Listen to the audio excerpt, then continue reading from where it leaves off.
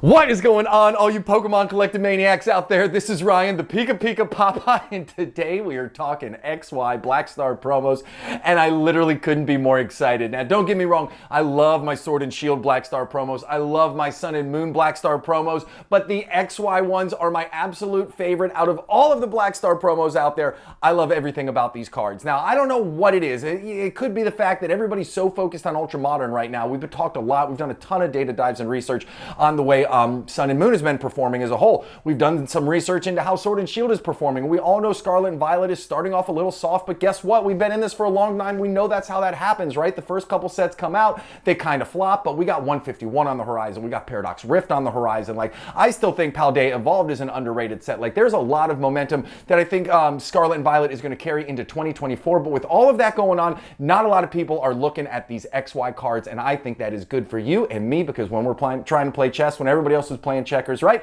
You got to look where other people are not. Now, we're not just going to look at these cards. We're not just going to look at their card prices. I've included a ton of PSA grading data to go along with these cards as well. And I think that's really important when we start looking at some of these older cards. Now, we all know XY isn't necessarily old, but it certainly is getting up there in age. And when we look at these PSA population reports, it's going to be interesting because I do think that at some point people are going to rotate off Ultra Modern. They're going to start to look at XY. They're going to start to look at Black and White. And when they do, if people come into the market looking for graded cards and these have really low populations, that's a great opportunity for you and me to be holding some of these epic cards and to be able to turn some profit in the future. So with that being said, listen, if you enjoy this kind of content, we're building an amazing group. I would love it if you hit that subscribe button. If you like what you see, give us a thumbs up. Questions or comments, drop them down below. And without further ado, let's get into this right now. Okay, everybody, so this is the very first card on the list. This is the Rayquaza EX, and this comes from that shiny Rayquaza EX box. And I'm going to tell you, that box consistently sells in the $200 range.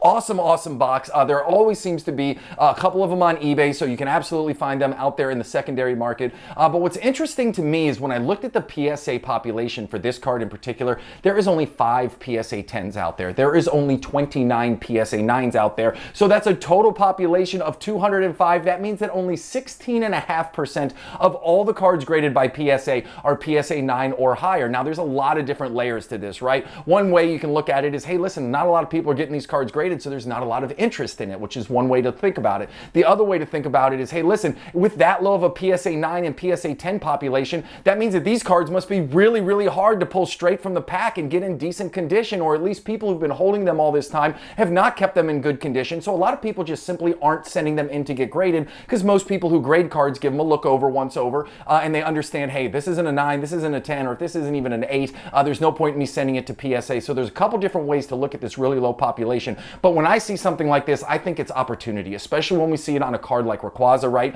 We look at the top 10 graded Pokemon all the time here on this channel, and we know that for the last 6 months, Rayquaza has been on absolute freaking fire. Now, the other thing that I like about this card is if you look at the graph down below, the orange line is the TCG player price, and it has doubled over the course of the year. But then the blue line is the eBay price. You're going to see that eBay has stayed relatively flat. Now, there's a lot of factors that go into this, right? Are they near mint? Are they lightly played? Are they heavily played? But at the end of the day, with all these cards that are selling, that's averaged into these prices. So it's interesting to me, and I feel like the downside is protected. If I want to pick up a couple of these on eBay and I get them in the mail, and maybe they're not what I was hoping for, maybe I see what everybody else is seeing and I don't feel like sending them into PSA to get graded, well, I have a couple different options. I can always sell them on eBay in the future, or hey, listen, maybe TCG player represents an awesome opportunity, right? Whenever I see the graph this big of a difference, maybe that's some opportunity to buy on one platform and sell on the other and make a couple nickels. But no matter what, I know that this card, you know, a lot of people talk about the 3D rendered cards, which this one is, and there might not be that much demand for it, but we'll see what the next generation of Pokemon collectors think. But at the end of the day, I think this Pokemon is hot. I think this card is hot. I think the product that it comes out of is awesome. I love the fact that the PSA population is so low.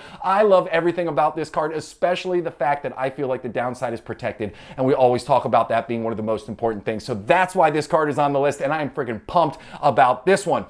Next card right here, probably hands down my favorite card on this list. I love everything about this. Obviously, PikaPikaPaPa channel. We love Pikachu in this household, and I just love everything about this card. It's dark, he's angry, he's all kinds of electrifying. Like, this is just such a cool card, and it comes from the red and blue collection, which we know, is a very hot box. So I love everything about this. Now, the raw price has been creeping up there. It is up into the 90s right now. PSA 10s of this are selling for over $2,000, and 9s are selling for $250. $20. 8s are selling well is in addition. And you know what? All of that just makes me feel really, really good, okay? When you look at the PSA population report, there's 390 of these out there in PSA 9. There's 83 of these in PSA 10 with 1,372 of them total graded for a 32% of a population is PSA 9 or higher. And this is one, the box is getting to be so expensive right now that I don't think a lot of people are going to be ripping this and trying to send the promo in, right? I just don't think that the value is in the content of the box.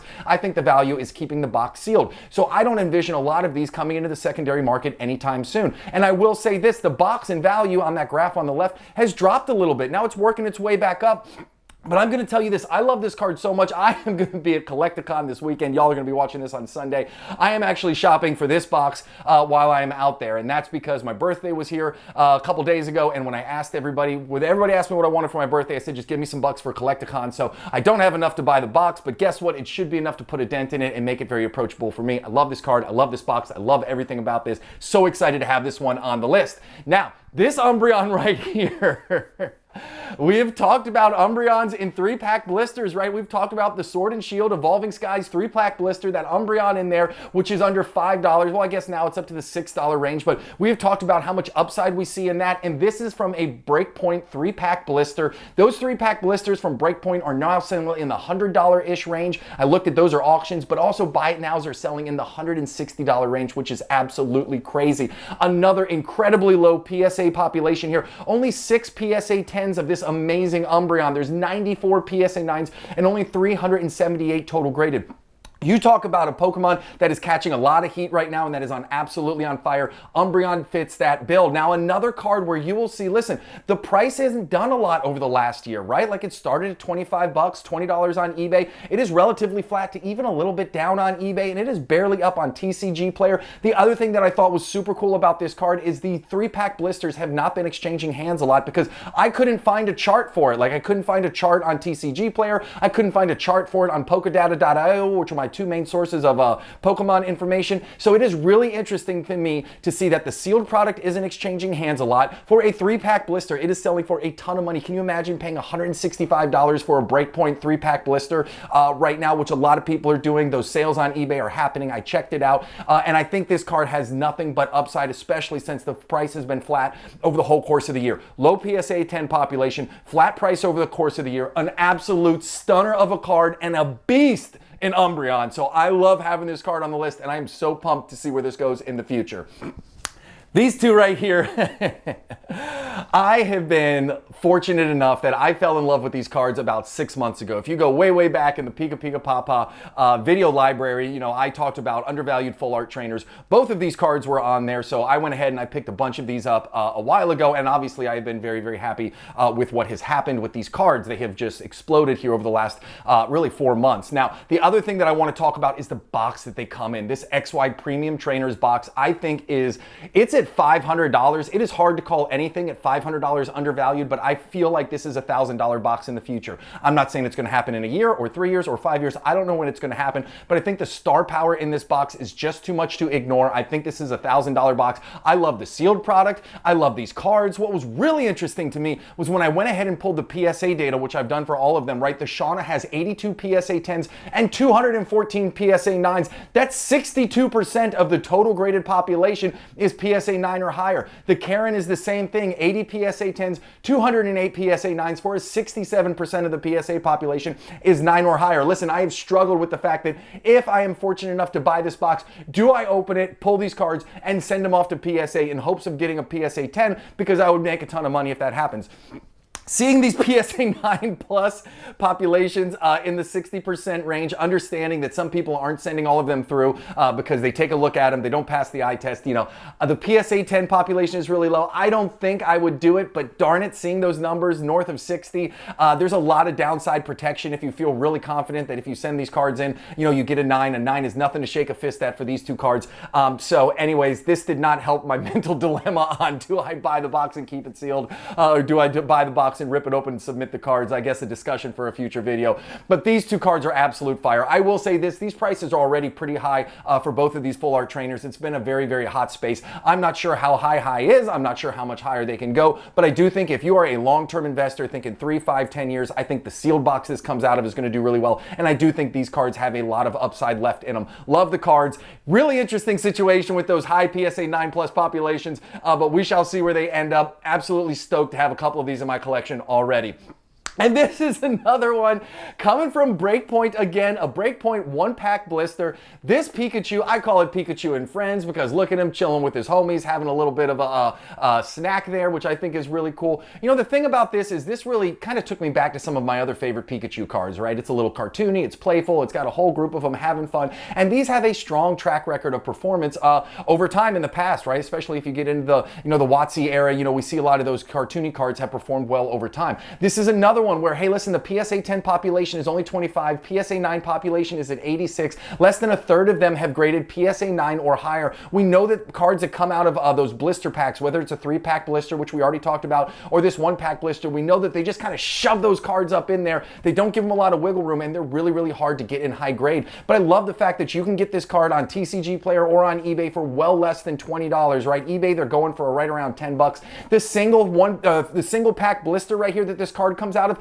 has been selling for north of $50 as of late on eBay. I think this is an awesome card. Again, I just talk about the downside protection all the time because I think this card has a great opportunity to run in the future, especially when people start turning their attention back into these XY era cards. I think this card is going to be really, really, really hot in the future. So I love the card. I have one in my collection, and I'm excited to share it with you guys today. The final card on the list right here, I wasn't sure if I was going to include it or not because I'm not sure how much upside it has, but I just think it's freaking adorable. Love the rainbow, love the Mew. We all know Mew and Mewtwo are some of the most graded Pokemon out there, so it checked all the boxes for me. The interesting thing for me was this comes from the Mythical Collection box, and we know there's a lot of varieties of that, but the Mew one right here has really been performing poorly over the last year, right? It started all the way up in the $140 range, and now it's down to the $120-something range, which is good for you and good for me because listen, we don't see a lot of sealed products with this, you know, level of like heavy hitter Pokemon in it coming down. Most of them are skyrocketing, going up and to the right. So it's really interesting to me to see a collection that's as odd, like this Mythical Collection box is really, really cool, you know, piece of history in the Pokemon space. So I'm excited to see it come down. Maybe it's something that we haven't thought about picking up for the sealed collection before, but that could be a really cool thing. But listen, the PSA 10 population on this one is 142. PSA 9 population is 642 out of 1,200 total. So obviously much, much better than we are used to seeing. I just think this is a cool piece of artwork. I think this is an awesome card. I don't know if this is going to pay for your kids' college tuition. I don't know if this is going to buy your Bentley in retirement, but at the end of the day, it's not always about making money. Sometimes it's just about having some awesome pieces of cardboard, and that's what this is. So listen, everybody, if you made it to the end and you enjoyed this video and you haven't hit that subscribe button yet, what are you doing? Give it a click. Questions or comments, drop them down below. If you like what you see, give us a thumbs up. I appreciate you, and you guys have an epic one. See you, everybody.